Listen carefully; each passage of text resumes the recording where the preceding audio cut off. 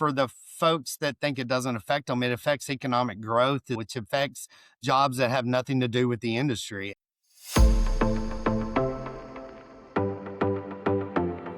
You're listening to Titans of the Trades. I'm your host, Ryan Englin, author of Hire Better People Faster and creator of the CoreFit hiring system, a proven process to help growing companies attract and retain only the best.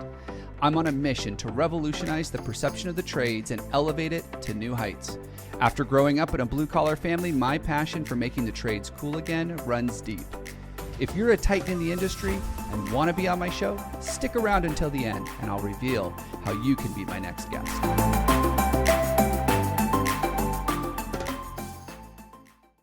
I am your host, Ryan Englin, and this is Titans of the Trades. Today's guest is the president and CEO of ABC of Greater Tennessee, and he's affiliated with Go Build Tennessee, which is a recruiting arm for bringing the next generation of skilled craft workers into the trades. And Clay Crownover has just been so instrumental in what is happening inside of Middle Tennessee and East Tennessee. And I think that there's a lot of lessons that we can learn here, whether you're involved in a local trade association or you're just excited and passionate like we are about making sure that we make the trades cool again. Today's episode, we're going to talk through some of the things that are holding people back, why the industry is still struggling, and some things that we can do to overcome this. So I want to welcome to today's show, Clay Crownover, the president and CEO of ABC of Greater Tennessee. Clay, welcome to the show. Thank you. I appreciate you having me. And I love this idea of Go Build Tennessee and what ABC of Middle Tennessee and everything is doing right now of just getting the word out there that we need more people in the trades. I saw this disturbing stat that for every 5 people that retire, 2 are coming in. Right. And we already know that there's a problem getting jobs done. Right. And anybody that lives pretty much in any metro area knows that construction jobs take probably way longer than we think they should. Right. And it's not always because we just like ruining your morning commute, shutting down roads. Or Sometimes when it's freezing temperatures outside and you got to get somebody over to your house to get that yes. heat running. Yeah. Yeah, residential contractors are a whole different thing, right? That's correct. Yeah. So tell me, what is ABC up to? Tell me a little about Go Build Tennessee. Share for our listeners what value you're really bringing to the community. Yeah, so Go Build Tennessee was started around 2018, and it took a little while for it really to get a hold of the general community in the state of Tennessee. It was created to sort of promote the trades, talk about the various programs that we have throughout the state, because we have so many different programs that do different things. And in the last 2 or 3 years, we've really seen sort of a sea change in the amount of people, kids, young adults, even, older adults that have gotten interested in wanting to go into a program. One of the great things about Go Build that it's done is sort of created a hub through its website that allows people to go on the website and be able to see like what kind of training program fits, their schedule, their family life, or anything like that. Us, in terms of ABC, we have an apprenticeship program of over 500 students right now, which is huge. And we just moved into a new facility a few years ago that gives us the capacity to train upwards of 700 students. So we've seen that growth in the last 2 or 3 years, and we're trying to, as an association, meet that demand for those students that are interested in getting involved. What do you think's driving that, this renewed interest in the trades and even just more people coming in? Go Build is a large part of that. They're doing a lot of social media work, and that's where a lot of the young folks are. We've kind of changed the way we talk about it a little bit more. We haven't necessarily talked about it the right way in the last decade or so. The trades were sort of seen as a fallback. One of the things that ABC, or I shouldn't say ABC, but me at ABC and our chapter is we don't ever say not everybody's cut out for college. We don't believe that because I've seen the curriculum that these guys do and I can't do it myself. Not everybody has the opportunity to go to college. And that's one of the great things about the trades. And the reason why I think we've seen so much growth in the last 2 or 3 years is because there's the opportunity now for these guys. They can go into our program. They can go into other programs in the state, and there's scholarships available now for it. There's other ways, payment plans will get you employed, those types of things. So I think those changes that the industry has made it easier and caused more people to be interested in it. Well, and I think the word outs too is that AI is not coming for your job if you're in That's the another, trades yes, no, anytime soon. Words out on that is whereas not. like you go to college, there's a good chance.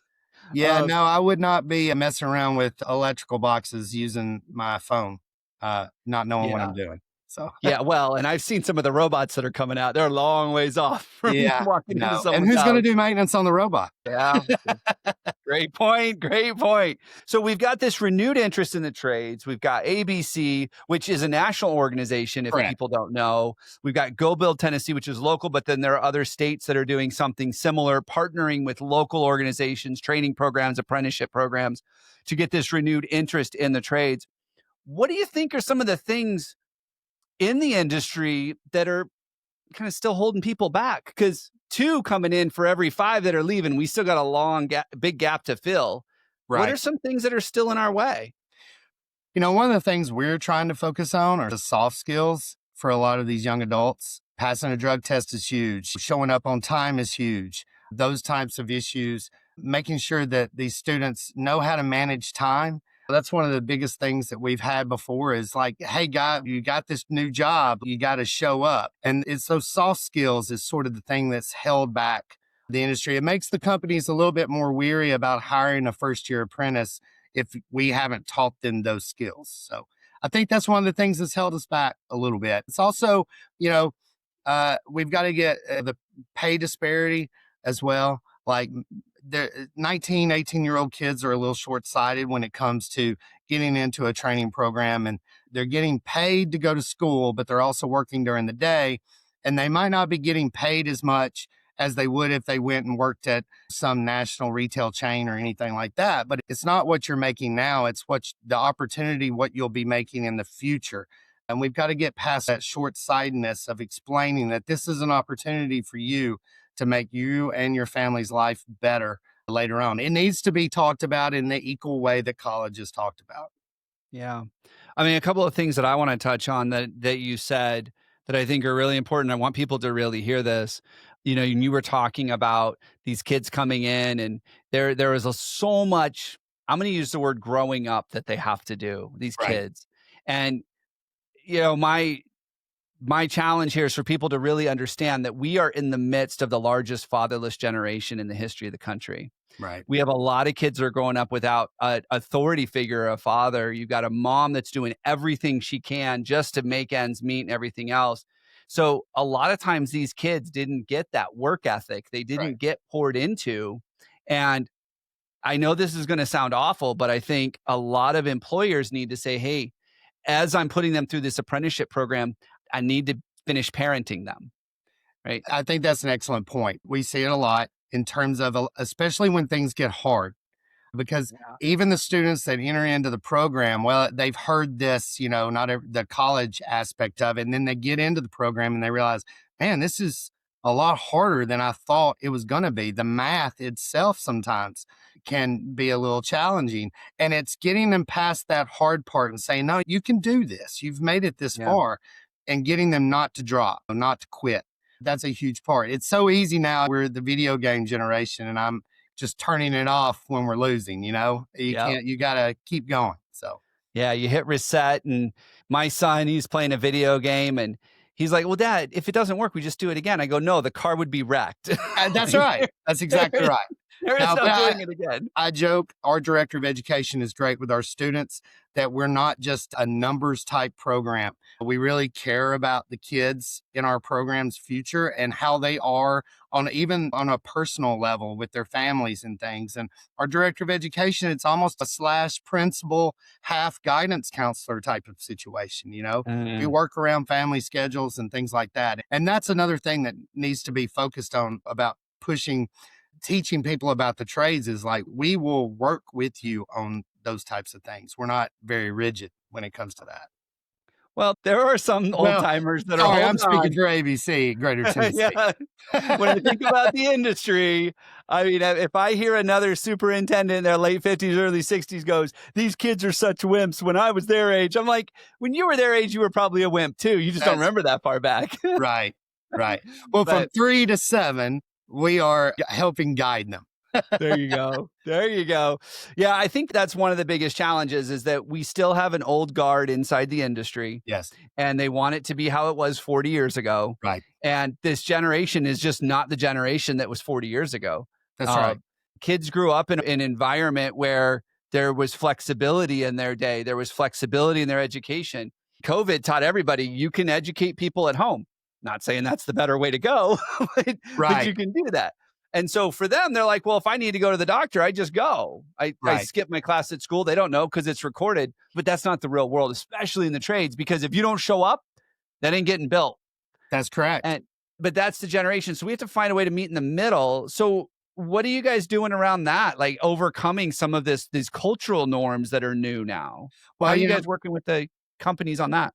well, some of the things we face some of that. Our curriculum is actually designed to only be one night a week now because of what you're saying. There is sort of this change towards more self responsibility and a lot of online stuff. We still focus on the hands on part of it, and they get that during the day as well.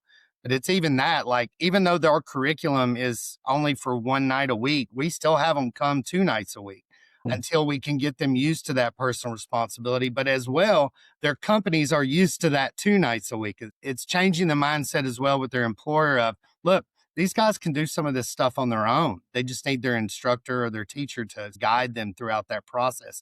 It's not the way it was 30 years ago. You don't have to be in the classroom 4 days a week. COVID taught us a lot about what we could and could not do with training, and that was challenging. But we Yeah. did learn a lot from it. And that has allowed us some flexibility with our school that we can still train them properly and not necessarily have them sitting down with a book for 4 hours a night. Because after a Mm. long day of work, nobody wants to sit and read out of a book for 4 hours. Yeah. No, nobody wants to read it all anymore. We want to No, listen. We want to watch. That's what right. we want to do. So, hey, I want to shift gears a little bit. So, we've talked Okay, a little bit about this labor crisis that we're dealing with and the things that Go Build and ABC Greater Tennessee are doing, partnering with local contractors to put right. these apprenticeship programs in place and help these kids get jobs. You guys have an Excellence in Construction Award. That's correct. Yes. And I would love to hear from you. What is it that really makes a contractor stand out? Because if I'm 18 or 19 and I'm thinking I'm going to go get a job and this is going to be my career, I want to look for that contractor that has a chance to win an Excellent in Construction Award. I want someone who's at the top of their game, who's leading the charge, who's demonstrating the right things in the industry. What can a contractor do? Or let me rephrase this. What is it that makes some contractors eligible or actually to win this award and others not? Like, what's that So, distinction? so those awards are based on the projects themselves. But to your point, I think a lot of it's culture. Our system is designed so that our employers of the students that they're putting in our apprenticeship program, they have the ability to check every day these kids' grades, check their attendance, just like you probably do with your kids at school. The ones that are really focused on those kids' future, like they're checking their grades, they're making, and it's not Mm. just they want to make sure they're passing, they care that they're doing well. They want to make sure they're there every day. Those companies that are investing in these young adults, men and women, and really putting effort into their education, right? They're not just checking the box. They're really focused on making sure these kids are going to excel because that just creates a company culture to where everyone is skilled and feel cared about, I guess is the best way to put it. No, I think that's really important. So we talk a lot about culture over at Core Matters and how important that is. But I think there's that other step of it's one thing to have a culture, but it's another thing to really care about the people that are on your team. We have a phrase that we use, which it comes from marketing, which is what's in it for me. Right. And if I'm looking for an employer to work for, what's in it for me to come join your team? It's no longer Right. I just need a paycheck. Right. It, That's it's not what exactly people right. are looking for. That's right. And And I think too, there's going to be a change here in the next 5 years. For years, for decades, the industry has been able to just pluck, right? Because there's been this shortage, right? So you could hire just somebody right off the street. But now that we've got an interest in that demand, that interest in going to trade school, going into an apprenticeship program is growing to where the competition is going to be greater because people are going to be better trained. So then it's going to become who's the best trained electrician as opposed to, we just need bodies. Does that make Yeah. sense? Yeah. Well, and I think that's one of the things we can't short sell the industry Right. by saying, "Hey, we're just gonna create good enough electricians." We can't do that because while that might solve a little bit of the pain that we have today, it's never gonna solve the problem That's because right. we're gonna wake up in a decade and go, "No one knows how to do what they used to know how to do." Right. And with the number continuing to dwindle, I mean, we need over 200,000, I think, just in the state of Tennessee. I mean, that is an astronomical number of Yeah. people that we need, but you can't just not train them. They have to be trained. Yeah, and loved thinking about it this way too, that it would be ChatGPT would not exist if it wasn't for electricians. That's exactly right. Meta would have no connection to the internet if it wasn't for electricians. That's And right. I think we discount that trade and say, "Oh, well, they're not white collar." You know what? They're the backs under which the software developers stand on. Yeah, don't get me started on data center Oh, electrical work right now. That's going to be a huge issue with all the infrastructure that's going to be needed to support all of this is are the workers or are the people there that can do that, you know? yeah. Yeah, and that is something I was just reading about how fragile these new AI systems are because a data center goes down, someone it doesn't cool correctly, something happens, like the whole thing goes down. I mean, that takes the world down in that area. It's And crazy. yeah, and I feel like we're doing our best to catch up to that, but I think, artificial intelligence has moved so fast, so quickly. It's been hard for our industry to keep up with that. I know that's something we have had meetings about at ABC Greater Tennessee in the last month or two is like, how do we, get in front of this? Because, Yeah. there's going to be data centers built in this state. And I don't, you know, workers have to come from somewhere Yeah. that have the necessary ability and education to be able to do that. Yeah. So what are you guys doing to help with that? Are you setting up programs with other states? Or are we just saying, "Hey, just we're going to focus on our backyard"? Like, how do we do that? Again, that's why we're slow. We're trying to find the curriculum for that. That's the Yeah. thing is it's finding a curriculum that would fit that kind of program because you can't just do a regular electrical program for people that are going to be working on data centers. So it's Yeah. finding the curriculum. That's what we've been doing, but we haven't been able to zero in on that yet. Well, that sounds like someone needs to take up that charge and go build one. Right. Not saying you guys, but I'm not smart enough. So, there needs to be a group of contractors that say, "Hey, we're gonna build something. We're gonna build this curriculum for these right. data center electricians." If you could wave a magic wand and change one thing in the industry, what would it be to make construction in Tennessee more efficient, more future proof?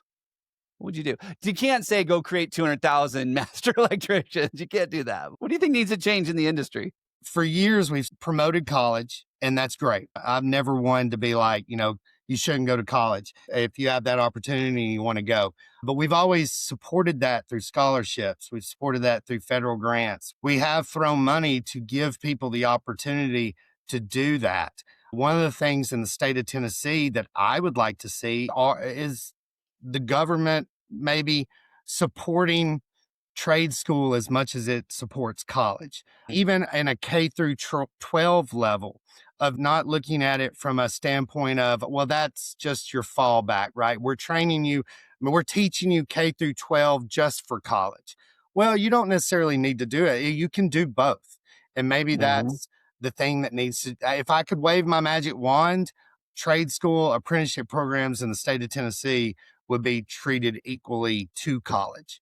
That would be a huge difference. Not only that, I think it might change the mindset of the industry in terms of investing in the training programs if they have some of that support from the state in terms of training. Wow. As you were talking, I just had this vision of imagine that kid gets ready to go into high school and they get to choose traditional high school or the trade school for the next 4 years. Right. Like that's how they finish out their And K that through would 12 be ideal, education. right? Instead of How cool treating would it that be? like it's a fallback, they have these opportunities that are equal to each other. And it's not an either or, it's what's best for me as opposed to what is left. And that because that should never be viewed that way. It Yeah. is equal. It's just what's good for Well, At the end of the day, I need someone that's going to program these AI bots while I'm cabling up the data center. That's Like, right. we're all in this together. Right. And And they for need to some be able. people, one option might be better than the other. That's correct. That's absolutely right. And it goes back to Go Build too. That's why the Go Build website is so great, because the training programs, fit into whatever you do on a what your schedule is throughout the day. What you can you go to class at night? Can you go to class in the daytime? It's sort of the same thing of making it to where it's options, presenting options to people. No, I love that. I think that is so cool. I don't know how you make that happen, but when you're ready to figure that out, let's go figure it out Been because I working think that on would it. be so cool. I shared this thought form online a while back. So when you think about the best recruiters in the world, Right. like who are the best recruiters in the world? What kind of organization? It's sports teams. SEC. Yeah, I was going to say the SEC, college Sports football. teams are That's the right. best recruiters. And you know how I know that? Because I know for a fact there are 5-year-old boys playing catch with dad saying, I want to play for the Yankees when I grow up. That's true. They are recruiting at 5 years old. That is right. I remember, and my kids have these too, those Tonka trucks, right? Like the Mhm. excavator and the dozer, and you're playing with them out in the sandbox. But I don't think there's ever been a kid saying, hey, dad, when I grow up, I want to be an operator.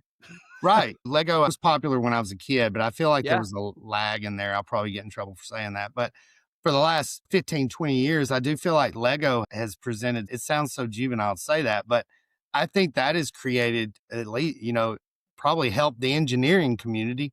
But I agree. I think some of that stuff needs to change. I know in Pigeon Forge, there's a place, it's sort of a little park that's construction related. And that's, Yeah, it's digging something or something like yeah, that. We just digging zone or something. Yeah. Yeah, we just drove by it. It was so cool. You see all these little mini excavators, and the Yeah. kids can go out and actually dig. It's so Yeah, cool. I've seen the pictures. They've got little kids on these yeah, it's crazy. Yeah. But that's a great way to do it. You do need to, you know, start that when they're young. And I think we've been slow in Yeah. that. And again, Well, I think that's the mindset.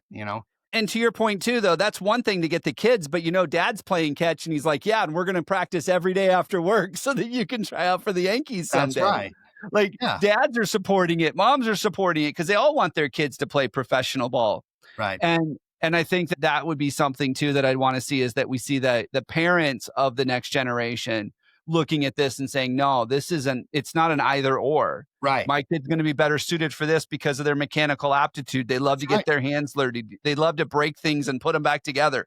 Those are your future construction That's people. exactly right. And they get and another thing that's not talked about a lot too is just the pride of being able to, especially in Nashville. Can you imagine driving by these huge skyscrapers and you're like, I helped build that, and then being able to tell your kids that you were a part of that as well. That's a huge thing. I do think we've missed the boat on that a lot. And Yeah. that's got to change. The parents are a huge group of people that we need to be talking to as well about, look, this is the opportunity that your child can have. Shouldn't be seen as a negative necessarily or at all, actually. Well, that's where we need to solve the marketing issue that we were Right. talking about, That's because right. we're really good at taking digs, no pun intended, on the industry and coming up with slogans and taglines and TV show titles that make the industry seem less appealing because it sells viewership Right. or it gets people to remember you. That's right. And I think that we need to realize that just because I'll never forget this, there's a plumber out on the West Coast and their tagline is the smell good plumber. And all you're doing is you're telling kids and parents that plumbers don't smell good. You're the Right. exception, but the majority of them don't smell good. Well, that might be great for a television commercial or a radio jingle. It's not helping the industry. And we No, need it to doesn't. stop doing these things and start helping the industry, or it's not going to get better.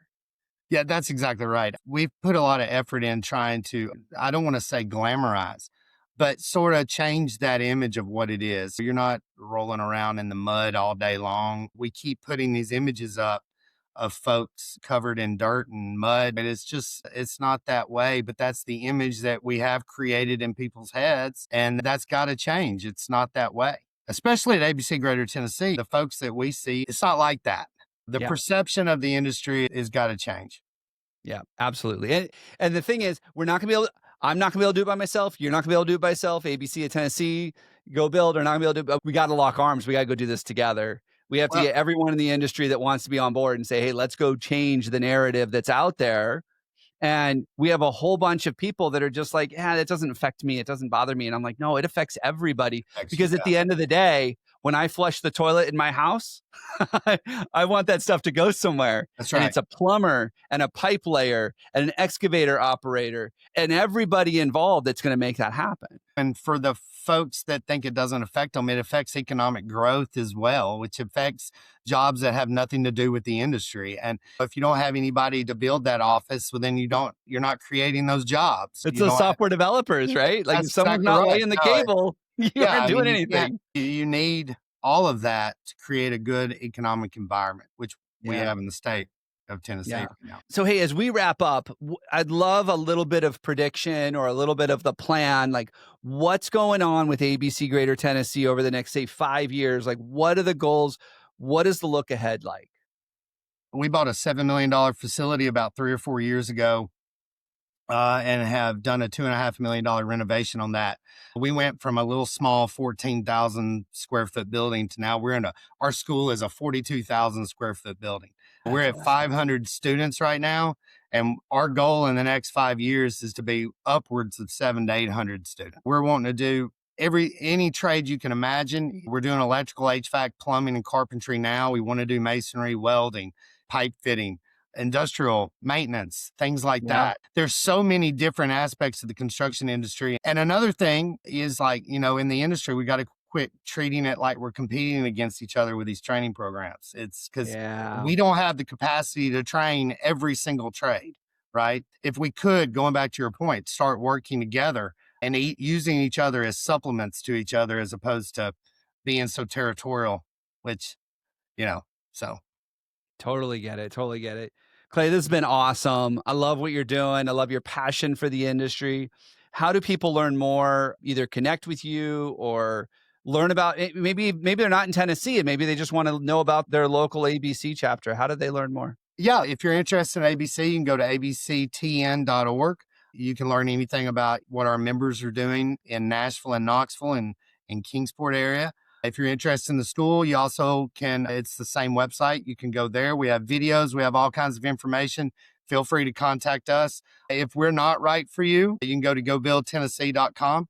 They have a plethora list down to a map of where you live, what's closest to you, the structure of those schools and training programs and ways that maybe that's better for you than our program. Got it. Thank you so much. No, thank you. Not only for being on the show, but for everything you're doing. This is amazing. So Thank you. can't wait to see what it looks like in the next 5 years. Me too. I'm excited.